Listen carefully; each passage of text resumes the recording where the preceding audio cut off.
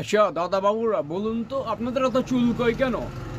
বাংলাদেশ নিয়ে আপনাদের এত চুলকোয় কেন দাদা বাবুরা? একটা কাজ করুন না তাহলে শিলিগুড়ি হাওড়া স্টেশন থেকে সেই সাথে আপনাদের হকার সাংবাদিকদের কাছ থেকে যারা হকার সাংবাদিকতা ছেড়ে এখন হকারগিরি করতেছে তাদের কাছ থেকে হচ্ছে মলম নিয়ে সেই সাথে কি করবেন জানেন? শুনুন আমি বলি।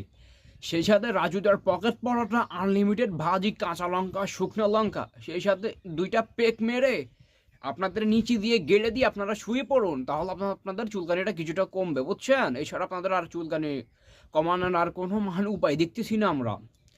আপনাদের এই যে হকার সাংবাদিকগুলা দিনের পর দিন এরা হকারগিরি করতেছে, নিউজদের বদলে এরা হকারগিরি করতেছে। এরা বলতেছে নাকি লিটন দাস হিন্দু হওয়ায় বাংলাদেশ ক্রিকেট বোর্ড একে অধিনায়কের দায়িত্ব দিয়েছে যাতে পরবর্তীতে কোনো প্রকার যেন ঝামেলা না সৃষ্টি হয়, কোনো প্রকারের যেন মহামারীর সৃষ্টি না হয়। কেন দাদা বাবুরা আমরা কি এতই কি মানে আপনাদের মতো কি হকারগিরি করে নাকি যেন আমরা এই সমস্তগুলো আমরা করতে যাব? কেন সে আমাদের দেশে আজকে বহু বছর ধরে সে খেলতেছে, কই আমরা তো কখনো এই সমস্ত জিনিস নিয়ে কখনো যে আমরা লিটন দাস হিন্দু সে আমাদের দেশে কখনো খেলতে পারবে না।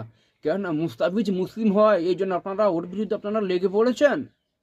কেন এই জন্য আপনাদের জ্বলছে? আর আর যদি মুস্তাফিজের জায়গায় যদি লিটন দাস হতো তাহলে তো মনে হয় না যে আপনারা এই সমস্ত দাবি আপনারা কখন আপনারা উঠাইতেন যে কলকাতার হয়ে লিটন দাস খেলতে পারবে না।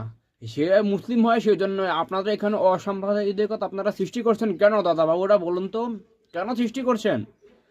আমরা তো এই সমস্ত কখনো আমরা এই সমস্ত বিষয় নিয়ে আমরা কখনো কোনো তুল কালাম সৃষ্টি করি নাই। সমস্যা কোথায় আপনাদের বলুন তো?